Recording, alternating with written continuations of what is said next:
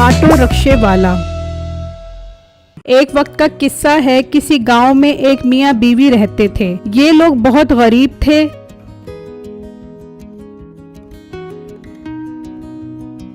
वो आदमी चौक पर लंगड़ा बनकर खड़ा हो जाता और लोगों से भीख मांगता था। अल्लाह के नाम पे दे दो, इस लंगड़े आदमी को कुछ दे दो, बहुत मुश्किल से अपने घर का गुजारा करता हो। लोग उसके लंगड़ेपन को देखकर कुछ न कुछ दे देते थे। अंकल, तुम किस गांव में रहते हो? मैं साथ वाले गांव में रहता हूँ। अंकल, ये तुम कैसे लंगड़े हो जो दूसरे गांव से चलकर यहाँ आ जाते हो? बेटा, मेरे लंगड़ेपन पर न जा, मैं बहुत मुश्किल से रेंग रेंग के यहाँ आता हूँ, कुछ दे दे बेटा। अच्छा देता हूँ। फिर वो आदमी पैसे देकर वहाँ से चला जाता है। शुक्र है आज की कमाई पूरी हो गई है, अब मैं घर जाता हूँ। वो आदमी मांगे हुए पैसों से गांव की एक औरत के पास कमेटी डाल देता है। एक दिन वो अपनी बीवी के साथ बैठा होता है। आज मैं बहुत खुश हूँ, आज मेरी कमेटी निकलने वाली है। ये तो बहुत अच्छी बात है। आज तो मेरे लिए बुनंजा वालों का सूट भी लेकर आना। नहीं तो पागल तो नहीं हो गई जो मैं तेरे लिए सूट लेकर आऊँ? इतनी मुश्किल से मांग मांग के पैसे जमा किए हैं मैंने। इन पैसों से मैं एक रक्षा खरीदूंगा और उसे किराए पर देकर घर बैठकर सुकून से कमाइयाँ खाऊंगा। ठीक है, मैं भी तेरे साथ साथ कमाइयाँ खाया करूँगी। फिर वो आदमी कमेटी वाली माई के पास जाता है और उससे कमेटी लेकर रक्षा खरीद कर आ जाता है। अरे वाह, ये तो बहुत अच्छा रिक्शा है। मुझे तो बहुत खुशी हो रही है कि आपका इतना अच्छा रोजी का जरिया बन गया है। हाँ बेगम, हाँ, बस तू ये रक्षा अपने बेटे से बचा कर रखे, बहुत गंदी नजर है उसके।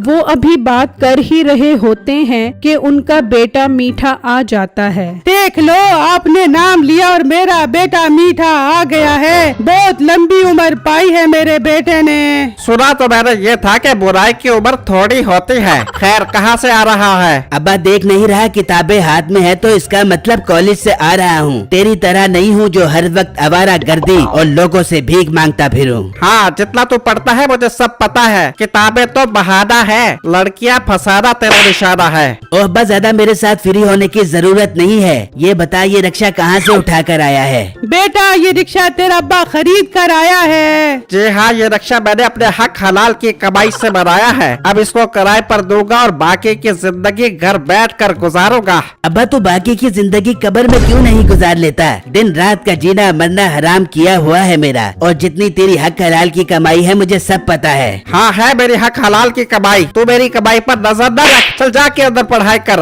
अब्बा, मैं पढ़ाई पर पूरा ध्यान दूंगा और पूरे कॉलेज में टॉप करूंगा। बस तू मेरी शादी नसीबो कैंची जी से करवा दे। नहीं, तुझे उस स्टूडेंट में नजर क्या आ रहा है? मटके जैसा पेट है उसका। तू चल यहाँ से दफा हो जा, चल अंदर जाकर पढ़ाई कर। अब्बा, एक बात तो फिर मेरी भी सुन ले। अगर तूने मेरी शादी नसीबों से ना करवाई तो मैं अपनी जान दे दूंगा। ये तो तेरा मुझ पर बहुत बड़ा एहसान होगा। तू ये नेक काम आज ही कर ले। ठीक है अब्बा, मैं भी जाकर पक्के के साथ लटक कर अपनी जान देता हूँ। हाँ हाँ ठीक है, बस ख्याल करी पंखा ना खराब हो जाए। फिर मीठा गुस्से में अंदर आता है और पंखे में रस्सी बांधकर खड़ा हो जाता है। अब्बा देख ले, मैं लटक रहा हूँ। अरे बचा लो, मेरे बेटे को बचा लो, वो अपनी जान दे देगा। दे इसको जान। आज मैं भी देखता हूँ ये पंखे के साथ कैसे लटकता है। फिर दोनों मियाँ बीवी अंदर आते हैं। अम्मी जान, मेरे मरने के बाद नसीबो कैंची को मेरी मैयत न दिखाना, वरना वो मेरे गम में इस दुनिया फानी से कूच कर जाएगी। ना बेटा ना, ऐसा ना बोल। अम्मी जान, मेरी कब्र पर मेरे नाम की तख्ती न लगाना। अगर नसीबों ने मेरा नाम पढ़ लिया तो वो ये सदमा बर्दाश्त नहीं कर सकेगी। ना बोल मेरे बेटा, ऐसा ना बोल। अम्मी जान, मेरे जनाजे को मेरा अब्बा कंधा न दे, वरना मेरी रूह को सुकून नहीं मिलेगा।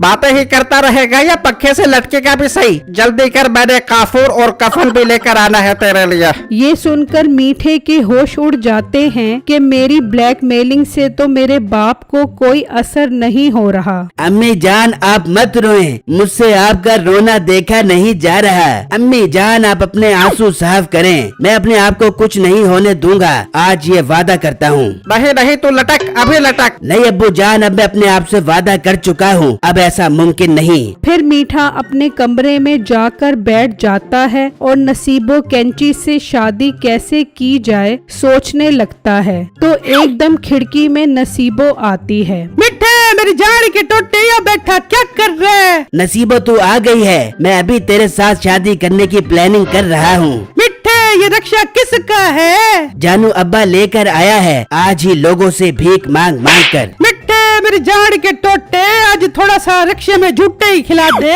अरे वाह नसीबो जी, क्या कमाल की फरमाइश की है आपने। चल आज तुझे रक्षे में खूब सैर करवा के आता हूँ। फिर मीठा रक्षे की चाबी उठाने के लिए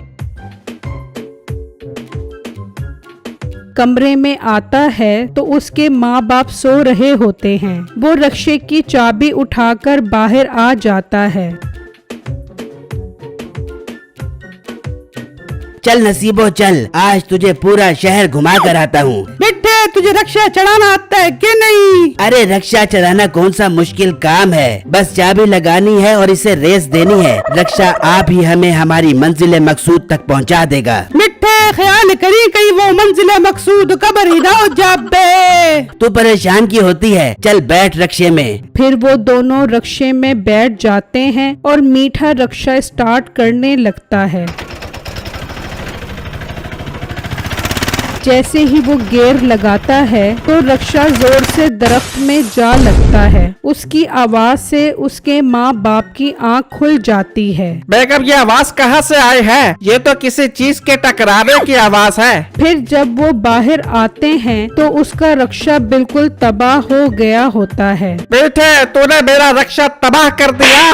अब्बू जान, मैंने इसे तबाह नहीं किया, मैंने तो सिर्फ इसे स्टार्ट किया था। दरख्त से तो ये अपनी मर्जी से जाकर लगा है। बेटे, तू पक्के से लटक कर मर क्यों नहीं गया? बेगम, तू रस्सी तैयार करके पक्के के साथ लटका, मैं आज ही इसे फांसी दूंगा। नसीबो तू मुझसे शादी करना चाहती है? हाँ मिठे, करनी है शादी। इससे पहले कि अब्बा हमें फांसी चढ़ाए हमें क्या करना चाहिए? भाग मिठे भाग, मेरी जान के टोटे भाग। फिर वो दोनों वहाँ से भाग जाते हैं।